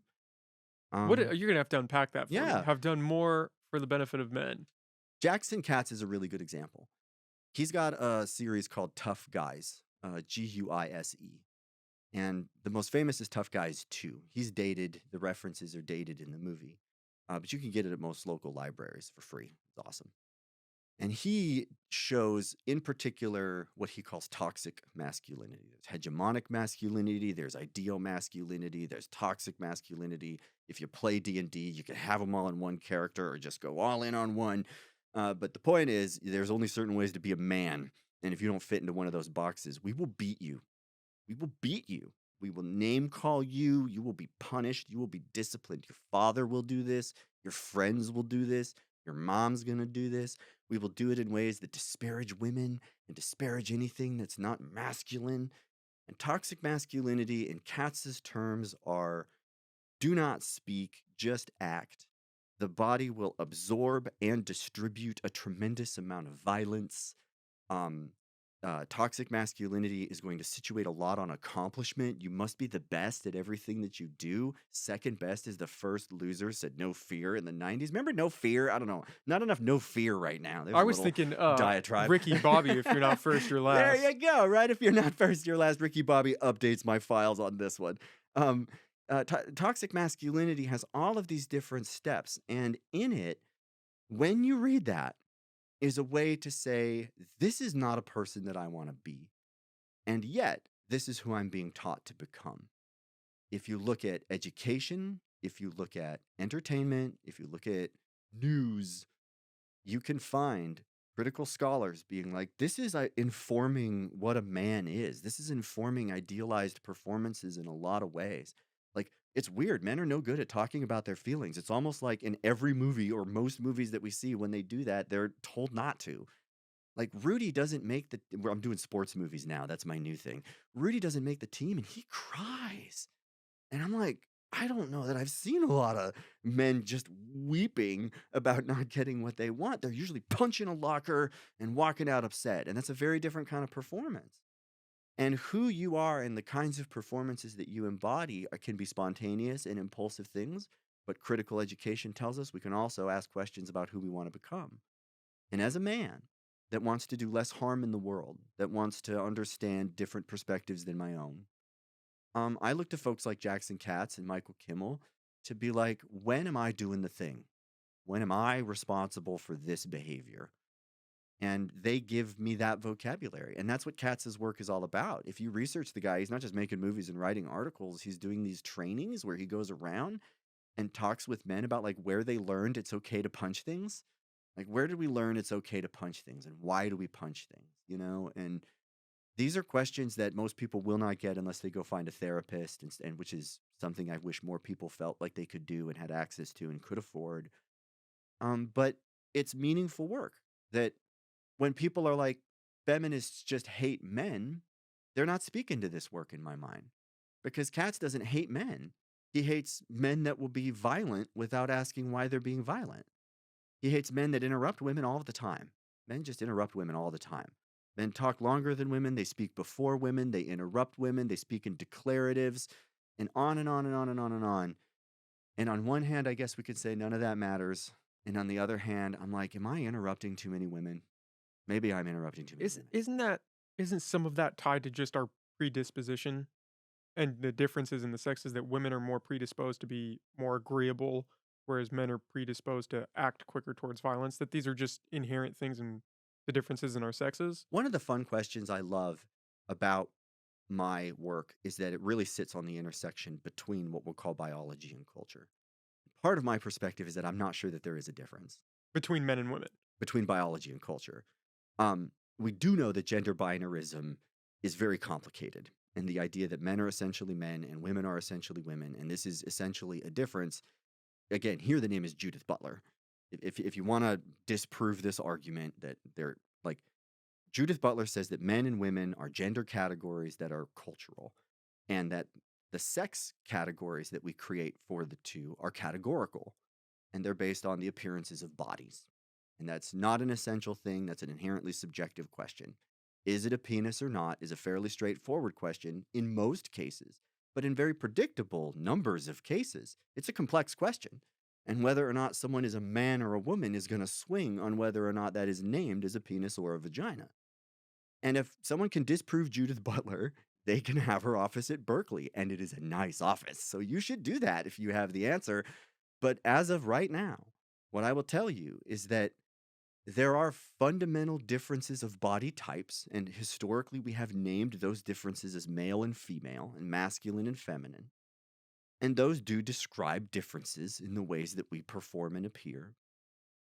But what I love about culture and our body is how malleable each of them are. When you look at especially the brain, it is plastic as heck.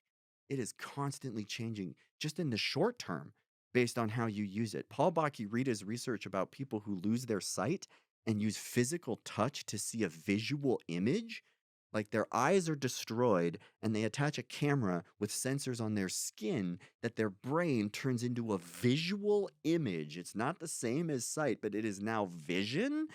The brain is, quote, thirsty for sense. If it is sensible, the brain is going to understand it. It doesn't matter if it's real or not, it just has to be sensible. Is there a face in your toast? No. Do you see a face in your toast? Yes, you do, because your brain has made sense of a face in your toast.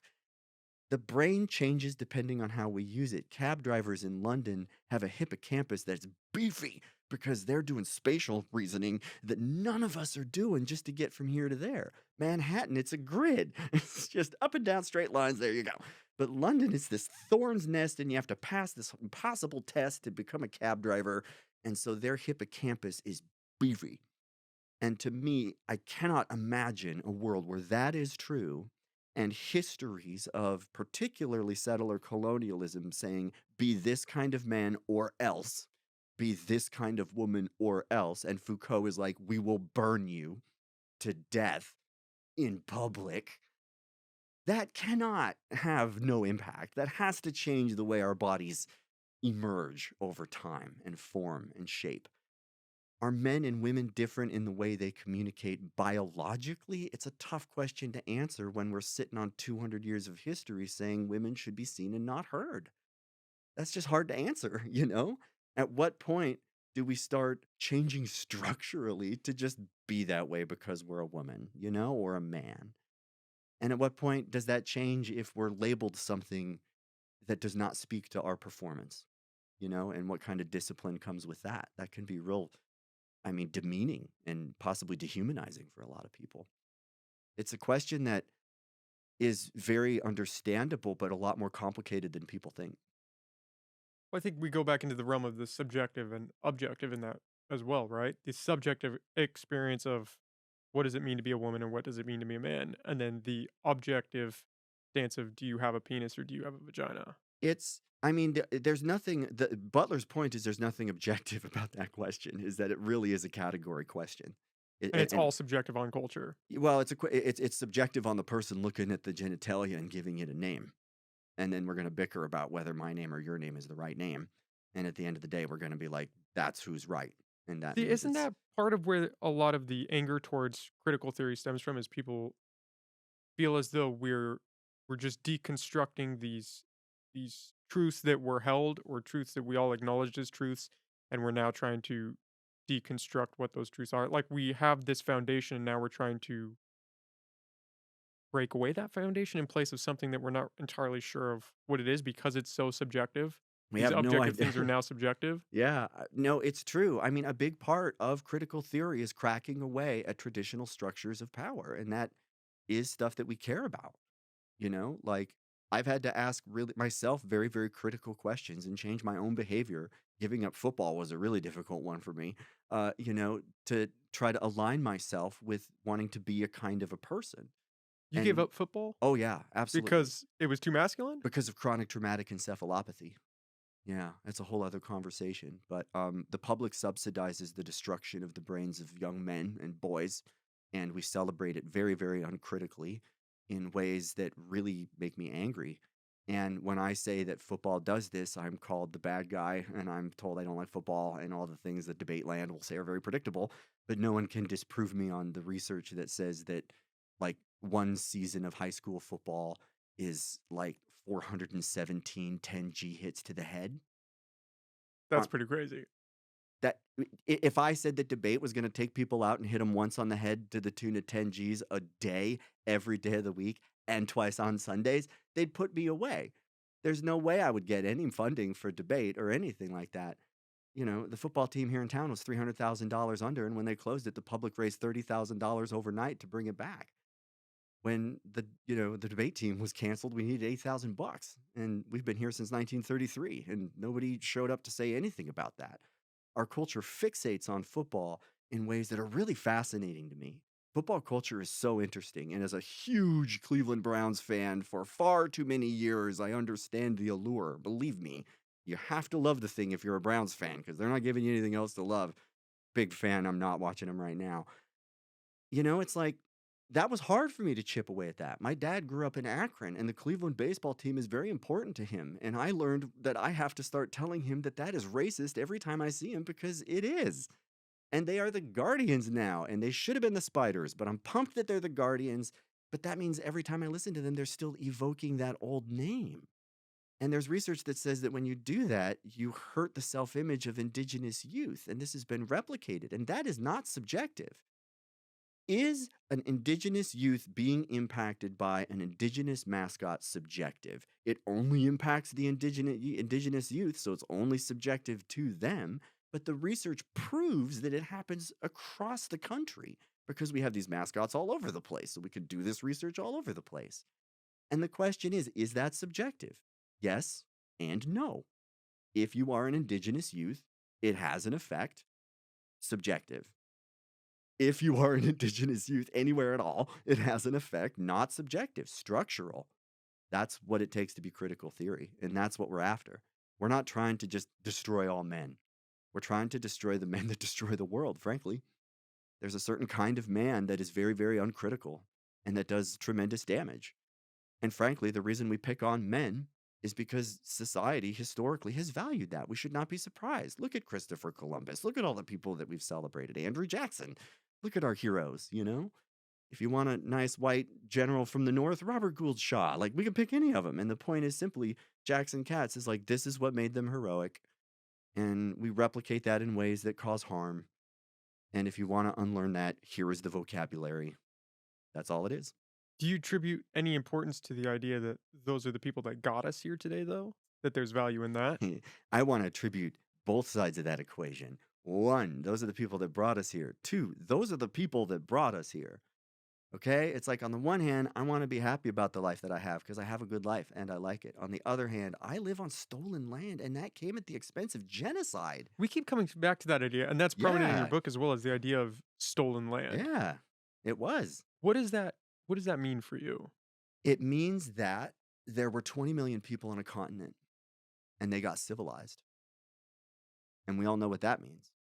It means they were removed from their land. They were earmarked for destruction from the very beginning. This was not a clash of civilizations. They didn't go to Europe. We came here, and number one, we took the land. Number two, we renamed the land. Number three, we destroyed their culture. If we found their writing, we burned it. We destroyed it because it is a threat to the settler society. If it's not Christianity, it burns in public.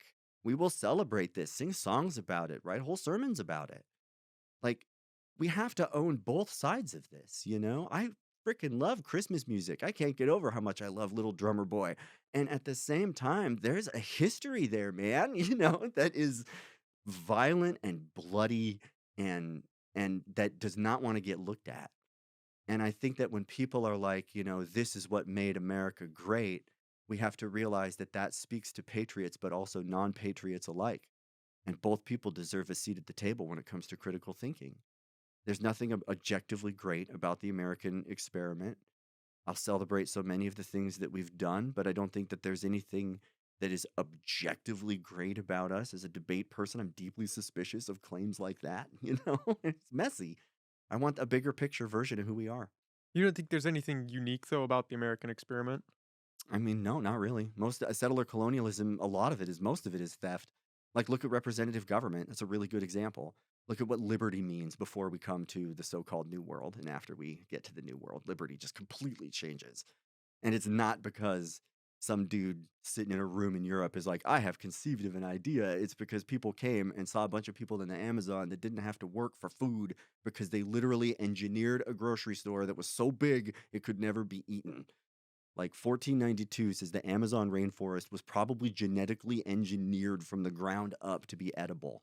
There's just not enough poisonous plants when there's supposed to be. There's absolutely an overabundance of food that can be eaten that just does not belong. Like, where did this come from? And the logic makes a lot of sense for people to be like, well, if it's edible, we can grow it. And if it's not edible, kill it. And basically, that's your job. And you get to eat forever for free. That's liberty, man. That's, you know, this new world of like the primal man that lived before government. You know, that's that vocabulary. That's where that came from. And on the one hand, I consider myself a patriot because I support and believe in the ideals of America. But on the other hand, I'm a critical thinker and I'm not blind to what those ideals entail and where they came from. But don't you think that ties back into human history? The idea of conquering, taking land, displacing the people that were there. I mean, haven't we done that since there were people? The settler colonial experiment is very unique in the United States. It is very, very unique. In terms of Well, number one, in terms of the way that warfare was carried out. Total destruction and total warfare is a really good example of this. Viking raids are one thing, a permanent Viking establishment that scrapes the continent clean, that's something totally different.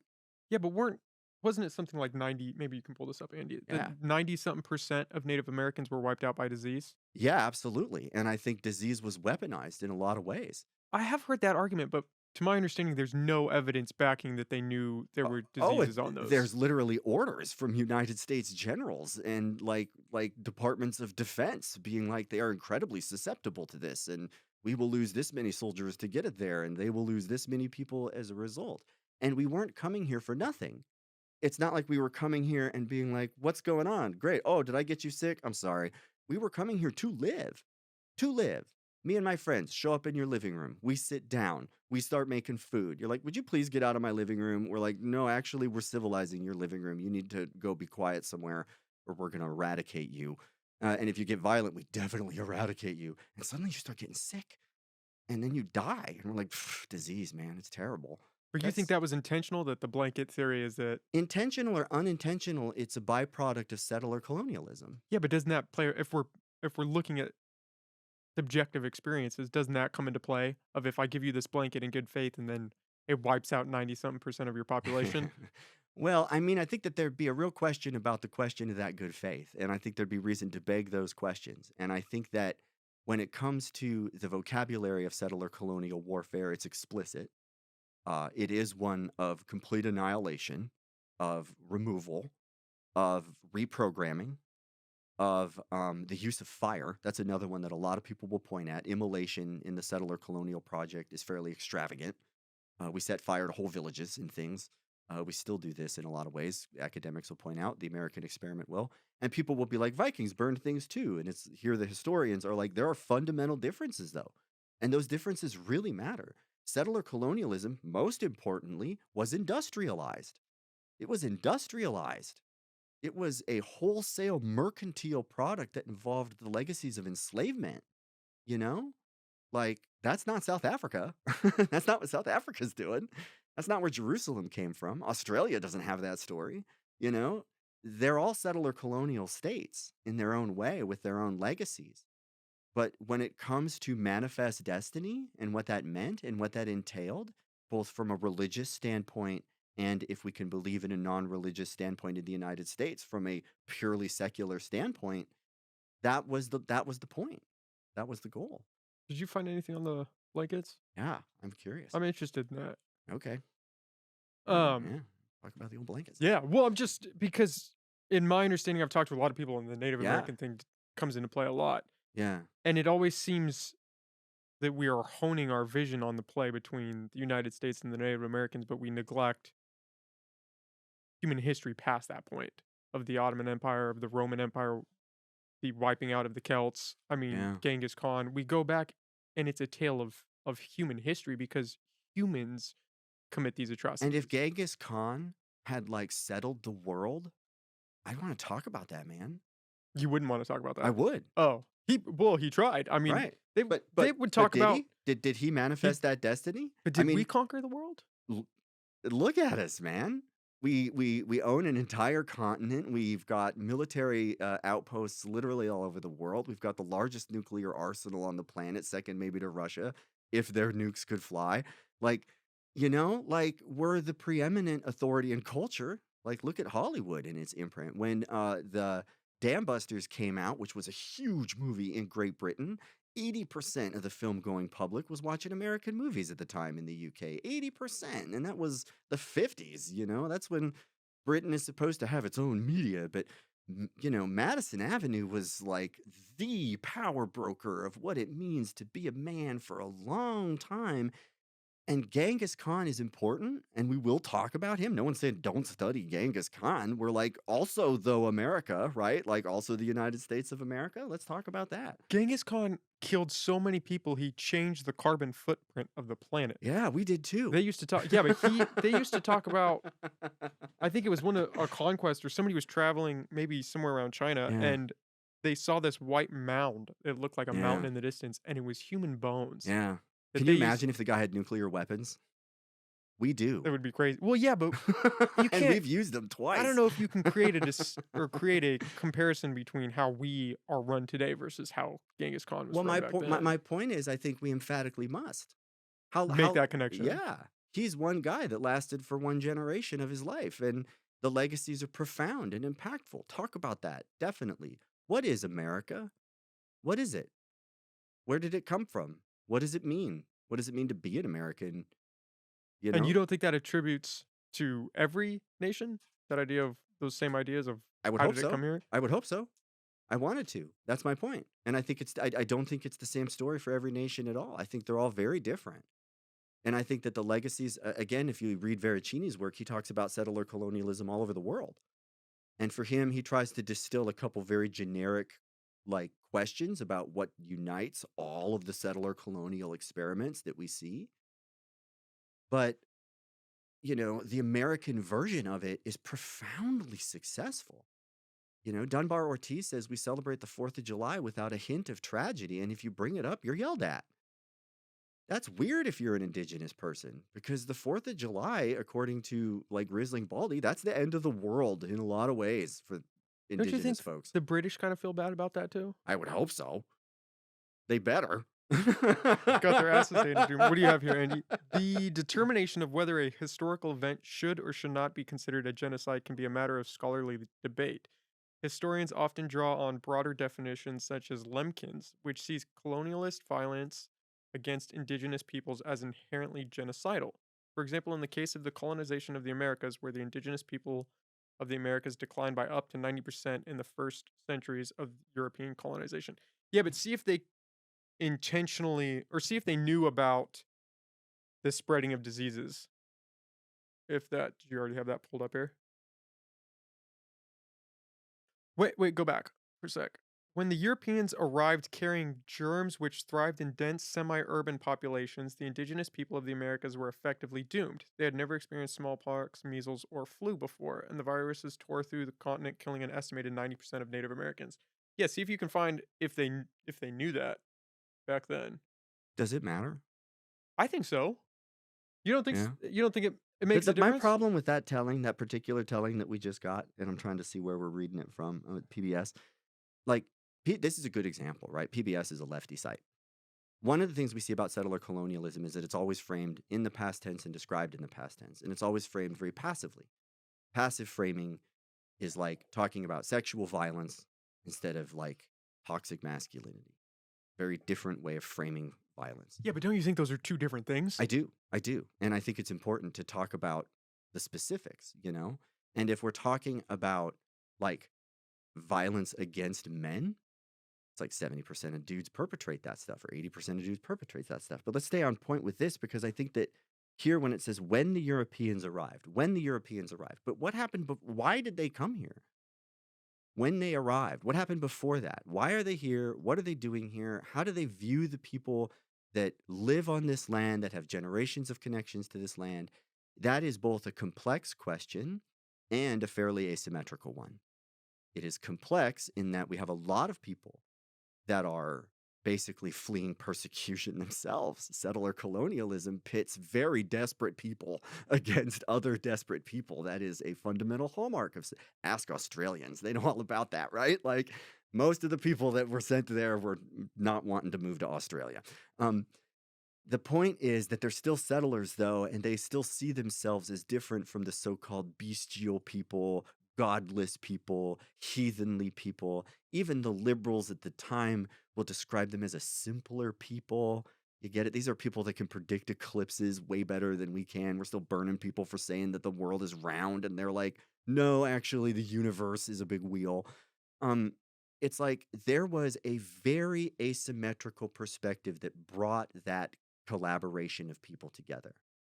Disease, it's not a question of whether disease was weaponized. Again, we have written generals, written Department of Defense people saying they are especially susceptible to these illnesses. We know that soldiers carry them. Blankets are a great way to solve problems when it comes to like solving the problem. You get it? It's like the point does not have to be a bunch of people saying, let's weaponize a bioweapon of war.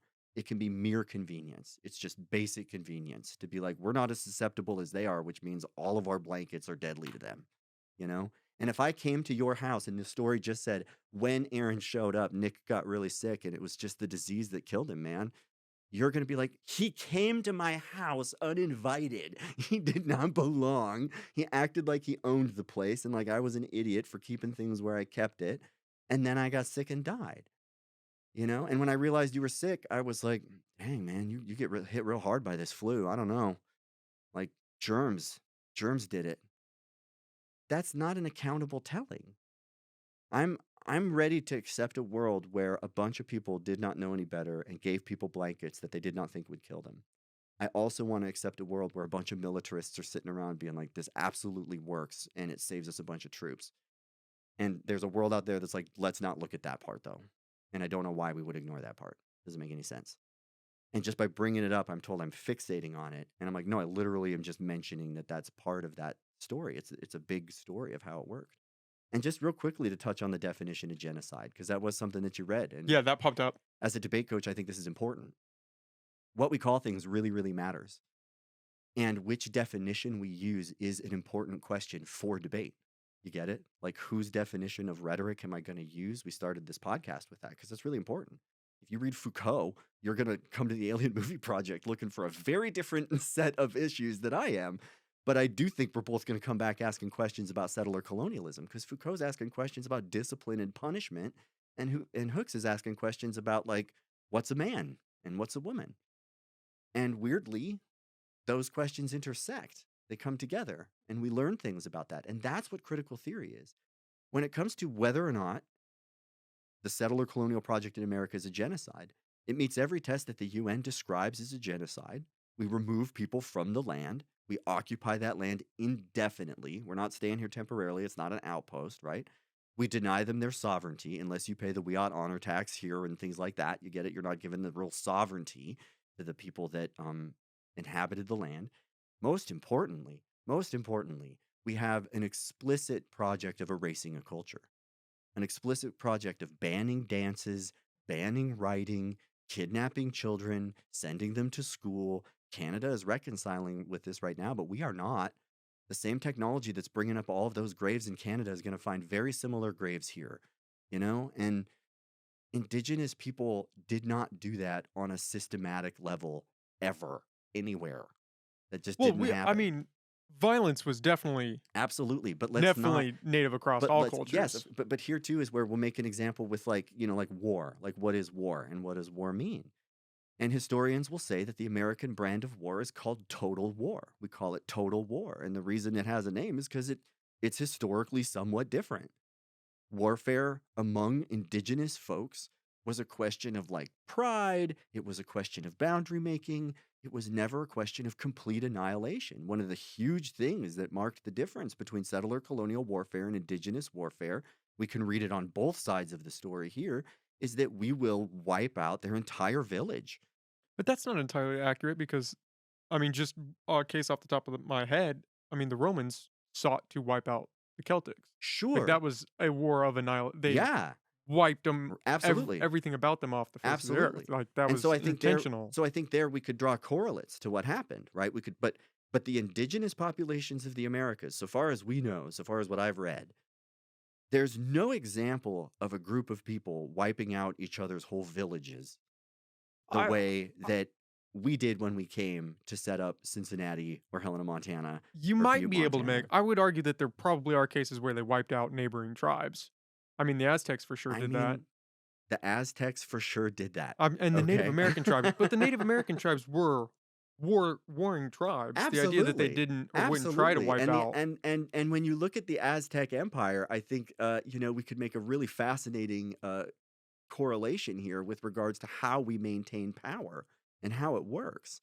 And you know, we're over time here and a ways from alienhood, but it's a fun question. But what I really want to say that I think is really, really important is that none of this is a question of speculation. It is just a question of what actually happened. But how do we Like, know what actually happened in because some regard? because we can read the sermon. We can read the sermon, we can read the dispatch, we can read the newspaper, we can read the storybook. We can, I mean, these are all the artifacts that we have, and we can see where they position people. And we can literally study the same thing from the other side if we listen, if we listen to the existing peoples that carry those stories forward and talk about what came, and if we believe them, like that takes a real leap because they tend to not have any of the evidence that we demand because it was destroyed. And that makes it really hard for them to make their case in the land of empirical court. And so critical theory has to have a world where it's like, how do you judge a debate without evidence when one side literally annihilated the other side's evidence on purpose? How do you weigh that fairly? That's a tough question to be objective about. There has to be a vulnerable seat at the table that has some degree of good faith, especially with the asymmetry that we see in terms of storytelling and power structures. And that's what we're looking for. And no critical theorist claims to be the be all end all. I think that's really important to say. Butler says, like, there's no monolithic gender. There's no better woman, better man. No critical scholar has a solution. She calls her book Gender Trouble because all we get is trouble. And all we want to do is name it and learn how it works so that if we want to, we can apply it to ourselves. Just to wrap that up, Yeah. did you find anything on the blankets there, or the This was more about things that they had brought along with them, different diseases, etc. did you find anything saying that they Nothing specific. actively engaged in biological warfare? This kind of touches on that a little bit. What you have highlighted here? Yeah. The arrival and settlement of Europeans in the Americas resulted in what is known as the Columbian Exchange. During this period, European settlers brought many different technologies, animals, plants, and lifestyles with them, some of which benefited the indigenous peoples. Europeans also took plants and goods back to the Old World. Potatoes and tomatoes from the Americas became integral to European and Asian cuisines, for instance. But Europeans also unintentionally brought new infectious diseases, including smallpox, bubonic plague, chickenpox, cholera, the common cold, diphtheria, influenza, malaria, measles, scarlet fever, STDs, with the possible exception of syphilis, typhoid, typhus, tuberculosis, although a form of this infection existed in South America prior to contact.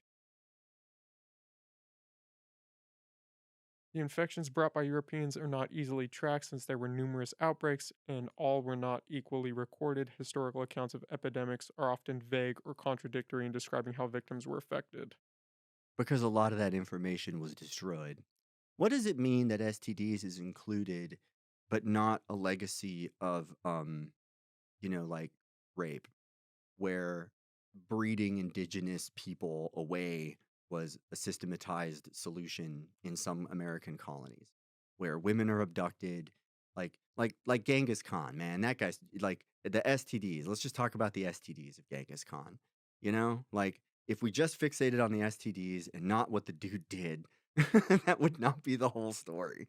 And the Wikipedia article that y'all have brought up, I think, is an interesting one in the passive framing of settler colonialism. Again, it's very passively framed.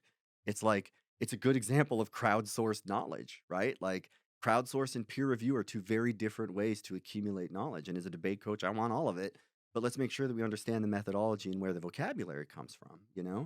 To be like, they brought a lot of stuff, a lot of which benefited indigenous people, is kind of, again, burying the lead. They came here to civilize a people, to take land, occupy space, replace existing traditions. You get it? Like that was true for everybody. That was true for my ancestors. It was true for the people that came here to make a new life for themselves. But make a new life on what? In Man of Steel, they account for the Kansas people, but not in. We don't want to ask that prior question of who was here before and what it took to make that new life. Do you think that white people today are still somewhat responsible for that? I Or think people living in this country I are think still responsible? whiteness is an ongoing form of systematic privilege, and that I benefit from that in a lot of ways, and that I want to know about that. And that if I'm completely ignorant to it, that the very explicit forms of it are able to go on completely unchecked without me trying to interrupt it. Like whiteness takes on a lot of different forms. You can be a very well-meaning white liberal lady who cries as soon as she's confronted and has never thought about the privilege of that position. And you can be a white lady that supports the KKK and wants to like literally kill people and, remove them and things. They both speak for whiteness. And I think that I would say that because of the legacies of whiteness within settler colonial storytelling in particular, we're all still on the hook, for sure. You know, like I did not do any of that, but I'm benefiting from it, and the least I can do is want to know more about it. What do you make of the argument that people make where they say, "Oh, I wasn't there. I wasn't alive back then. It's not my fault. Why should I be suffering consequences because of that?" Well, they're not really suffering consequences besides feeling bad about the conversation. Those are the consequences that they're suffering. And a debate coach is like, I don't really care. You know, sorry, it's hard. You know, but it's like you weren't there is a very good way of passing off the blame. You know, a lot of times that's kind of a mark of being a criminal. You should have been there. We weren't born, so that doesn't work. But there's times where it's like, well, maybe you should have been there. Maybe you should show up now. It's a question of, you know, whose traditions do you celebrate and what are the histories of those traditions? And are you just prepared to be accountable for those traditions? Especially considering that the people who lived before that are still here. You know, Verancini says we talk about settler colonialism in the past, and it is not the past. It's happening right now. It is under our feet at this very moment, you know? And, you know, we can't do it over. We can't make it go away. We aren't setting out to make all these people feel bad. We're just saying this is the recipe. This is how it describes itself. You know, good aliens are like this, good Indians are like this, bad aliens are like this, bad Indians are like this, and action. And we're going to do that across 100 years of movie making or more. And millions of people all over the world, billions sometimes, are going to get infatuated with these movies in ways that culminate, you know? I don't know. It's not a question of making people feel bad, though. And I worry when people frame it that way because it's like, why do you feel bad? You know? And how bad is that compared to not knowing this past and this history? Tying back into your book one last time, and we can end it on this because I think this is a very poignant part of your story. Is if I can find it.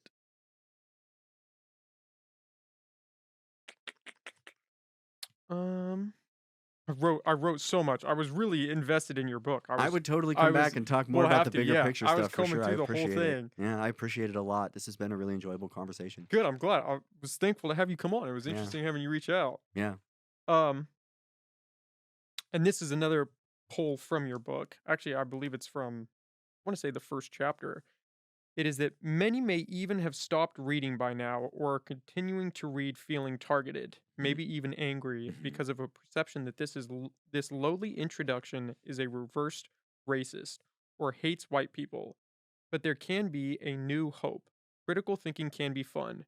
It can also be transformative. Mhm. And that seemed to be, just ending on this, that Yeah. recurring idea that this the white narrative, the white privilege, the colonial settler aspect of life is apparent whether you choose to acknowledge it or not. That this is an underlying theme. If you don't want to recognize that, that's on you, but it is there. Would I you say that's I love that. I love that, you know? It's like I love that you mentioned tomatoes. You know, my family's Italian and I tell people tomatoes are not Italian. That's a legacy of colonialism. That's a legacy of bringing something back and making culture out of something. And everyone's like, "Oh, but it's like intrinsically Italian." And it's like Italians are intrinsically colonialists. I'm sorry. I don't know what to tell you. I want to eat my pizza and not think of it as a legacy of colonization, but also critical thinking is like it is though. And that can be threatening, but it doesn't have to be. And in the book, I talk about The Fifth Element. I talk about Star Wars. I talk about movies I've loved, Contact, you know, that I've loved my whole life. And when I'm able to look at them through these critical lenses, in the book, I say I feel like I'm engaging with my media much more directly. I still love these movies. I still watch these movies, but at least I can name what's in it. We know what's in our Doritos. We eat the Doritos. At least we know what's in the Doritos, you know? And that's all critics are trying to do with your media. It's just to say, like, this, we're pretty sure this is in there. We've run as many studies as we can in the best capacities as we can, and it ain't chemistry, but chemists cannot put freedom in a bottle. And until they can, we're the only answer you got, you know? So I do think it's fun, and I appreciate that closing. I think it's a good way to end it. Well, Aaron, thank you for coming on. Thank you, Nick. Do you want to plug where people can find you, where they can find the book? Yeah, the book is on Kindle Hunt. The Kindle Hunt webpage. It's an ebook. It's I want to say it's like $60, and you get it for 180 days, and it's like $90 if you want to buy it physically. I tell people the price of the book is the price of putting something on the printer. My book is not worth $90, but the book you have to take off the printer to put my book onto the printer is worth $90. And so if you want to print my book, you're going to pay $90. And I'm not going to get very much of it at all. But yeah, the Alien Movie Project can be found at alienmovieproject.com.